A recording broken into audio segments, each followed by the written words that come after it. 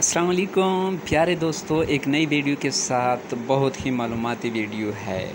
بیوی کے پچھلے حصے میں جمع کرنے کی ممانعت، یعنی کہ بیوی کے ساتھ صحبت کرنا پیچھے حصے سے۔ جس طرح حالات غیظ میں بیوی سے صحبت حرام ہے، اس طرح بیوی کے دبر پاخانہ یعنی کہ پیچھے کا مقام میں اپنا عضو تناسل داخل کرنا بھی حرام ہے۔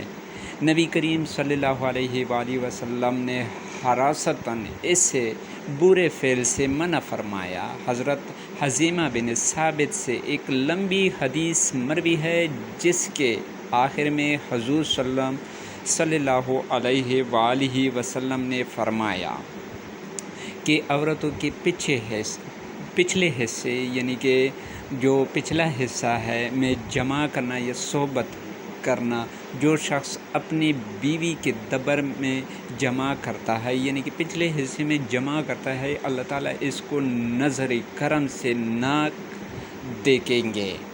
جو لوگ اپنی بیویوں کے پچھلے حصے میں جمع کرتے ہیں وہ ملعون ہے۔ ابو داؤد، جی ہاں، تو اسلام نے بھی اس کو سخت منع کیا ہے۔